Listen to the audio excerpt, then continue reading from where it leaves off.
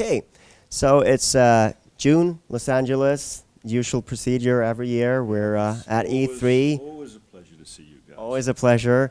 And you know, this June also marks a couple of things that Microsoft did. They added real names. They added external storage, so they can expand your memory to their Xbox. They're sort of catching up a little bit to you. Is that the feeling you're getting? Yeah, have they launched in Scandinavia yet? I think they have a date at least set. Yeah, I think they got a month, maybe not a date, but they got a 5th of September is official now. That's good. It's some way away, and we'll look to carry on giving Scandinavian gamers a great PlayStation 4 experience. Yeah.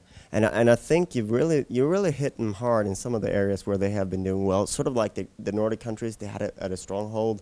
UK, you're really sort of I mean, the PS4 is really doing well in the UK, much more so than PS3, I would say.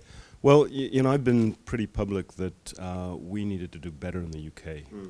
They did a great job on us in that market with PS3 and Xbox 360, and we resolved that we weren't going to let that happen again. And at least so far, and it's very early days, you know, where I think we've really raised our game, and I'm very happy with that. So, correct me if I'm wrong, but what I think, you know, with console, it's very important to get the ball rolling early and sort of get that momentum to sort of carry through an entire generation. So a good start is really a lot more than just, you know, the numbers. It's the positive vibe that gives off. You're absolutely correct. Momentum in this business is critical, and we have good momentum. You know, that's undeniable. But again, it is a long race, and we've only just begun that race. Another announcement that I was very excited about, because you know, I'm married, got dogs, things like that. Sometimes I'm not allowed to play in the living room, and but I usually buy 2 consoles, but now you got the PlayStation TV coming out.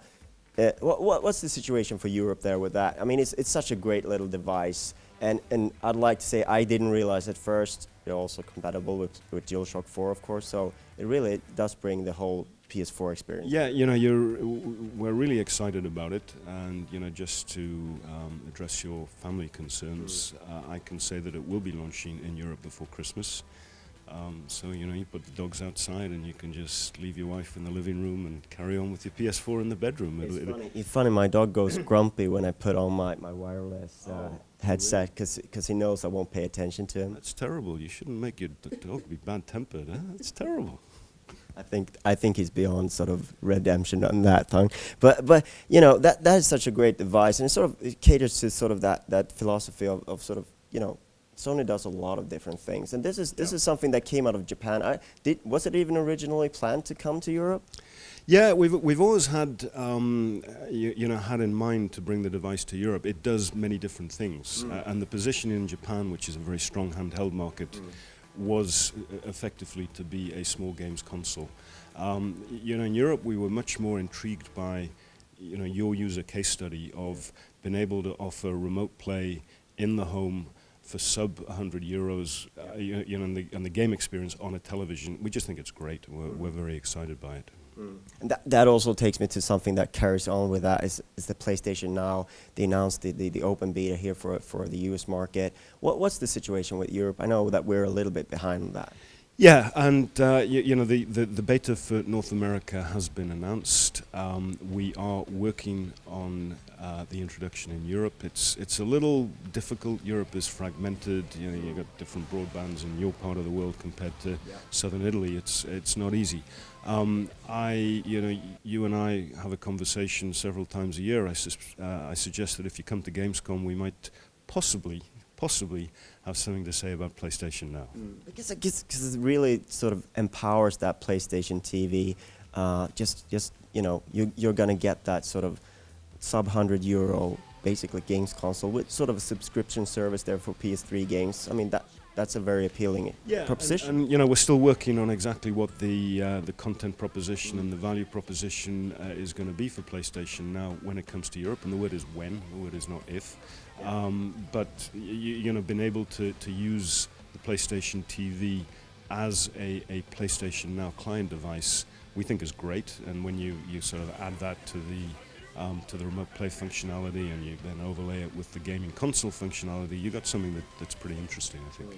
I think you sort of made your bed there with PlayStation Plus being such a great value proposition that you can't really be too expensive on that. You know, it's like people expect great value out of PlayStation now, I think, off the bat. Yeah, and you know, we're working on that. The consumer model has to be just right, because as you say, that we've worked hard in the last few years to get our reputation back as a provider of great consumer value, whether it's the price of the PS4, whether it's what we're going to do now with PlayStation TV, whether it's PlayStation Plus.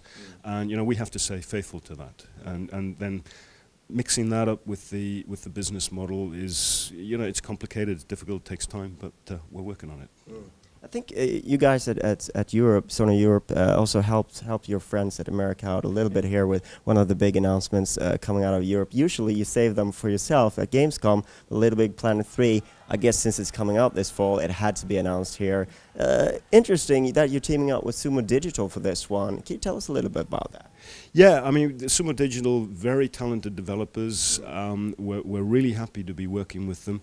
There is involvement from Media Molecule. You know, Little Big Planet is something that is very close to the hearts of those guys. They're not going to let completely go of it, but it is Sumo who's developing it, and that partnership is working real well.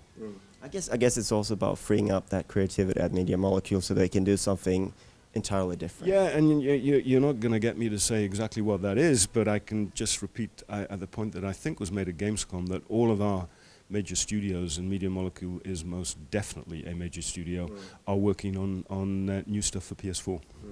Also another exciting thing, and sort of an interesting story, is Bloodborne. That's sort of like, because the original Demon's Soul, of course, was published by Sony in Japan. You didn't really carry it out worldwide, and it became this cult classic, this success.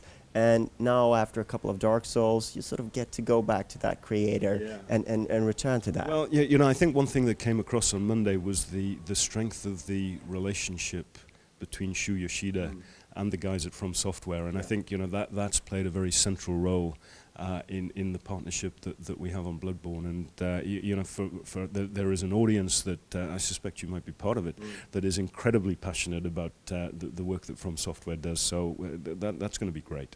It's sort of a chance for you guys to sort of get back, because you didn't publish that first game.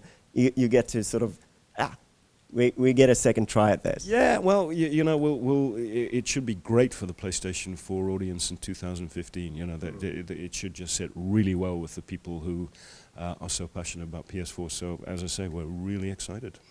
So I brought my PS Vita here to Los Angeles because I'm an addict with that Destiny of Spirits game. That I gotta hunt the spirits wherever I go when I travel. PS Vita is something that I'm close to my heart, because I'm a you know, I like that sort of hardcore experience when I'm you know, off on the go. But it seems to struggle a little bit. Where do you feel that Vita is positioned at this year's E3? And you didn't make any sort of major announcements with it. No, we didn't. And you know, you get an hour and a half on the stage, and you got to. You did run over a little bit. Well, it wasn't me. I wasn't on the stage, but yeah, it was a little bit longer. But basically, it's planned to be an hour and a half. And you got to work out what's really important to talk about, and obviously PS4. And we also wanted to talk about the innovation stories of PlayStation Now, PlayStation TV, and Morpheus. So you know that stuff was all top of the list. We did talk about Vita, and we talked about, you know, we name-checked some of the games that are coming to the platform. We name-checked the fact that there are over 100 games in production still. We name-checked the remote play functionality with PS4. You know, you've spoken about it in the context of PS TV, but let's not forget that, you know, remote play is here and now with PS Vita, and it is incredibly well received. You know, the statistics about the way people use remote play with their PS Vita are very strong, and when people do it, it's not like they try it once and then they put the Vita away in the kitchen door or give it to the dog or whatever. They go back and they use remote play on their Vita again and again and again. And I'm guessing you probably fall into that category. Absolutely, and it's great for playing in bed. Whatever you do in bed and up in the Never bring it to the bathroom, though. They wouldn't dream of doing that. No, that wouldn't be nice, would it? So you briefly glanced over Morpheus. It feels like you're showing a little bit, few more demos here. But you're not sort of, it's not time to sort of fully reveal the consumer product yet. No, and you know we've been very clear that what we're doing now with Morpheus, it's a technology exercise, and we're listening. You know, we're watching people who are using it and watching consumer reaction. We're talking to developers very seriously about what sort of games they think they might make, because you know, just taking a PS4 experience and plugging it into a Morpheus, that's not going to work. So you know, we got to have some very bespoke, specific Morpheus content, and we're just in the process of figuring that out. And you know, all this takes time, because if we're going to do this, and it's if still, we got to do it right. Interesting that you said that, if, because you know, something that you spend time at both GDC and E3. Obviously, we assume that you know this is. You know, I'd say that everybody at PlayStation is really, really excited about Morpheus, and the energy levels and the passion that our internal people. Shu Yoshida is crazy about this thing. Yeah. You know, so there's a considerable momentum, but you know, we've made no announcement about any launch yet. Yeah. But I mean, it is that sort of watershed moment. You put it on and you get that experience. It's something different, and it's perhaps even more pronounced than, say, going from PS3 to PS4. I think that's right, and you know, as we start to refine the technology, the experience is just getting better and better. I don't know if you've had a chance to check it out at the show. I'm still waiting to do it at the show here, but I've played a bit with different virtual reality devices here. Oh dear. Well, you competitors. I know. I'm disappointed in you. You need to get across there and try Morpheus. So they have like there's specific times when you can line up for it. So I will hit that definitely, because get them at the top of the queue to go and check out Project Morpheus. Absolutely, and I understand there's like eight stations at the show floor, so there is plenty of opportunity. And there is actually one in our European room in 515. Yeah, that's probably the one I'll hit, because it's easier to get there. Yeah, it'll. Yeah. All right, so very exciting times. Of course, last time you sort of gave us a little bit of a tease. What's up ahead? Is there anything to look forward to at Gamescom? Well, there's the Sony press conference, which is always something to look forward to at Gamescom. And you never bring any news there, right? No. All I'm going to say is we're going to have a great press conference this year. All right. Thank you so much for your time. It's a pleasure.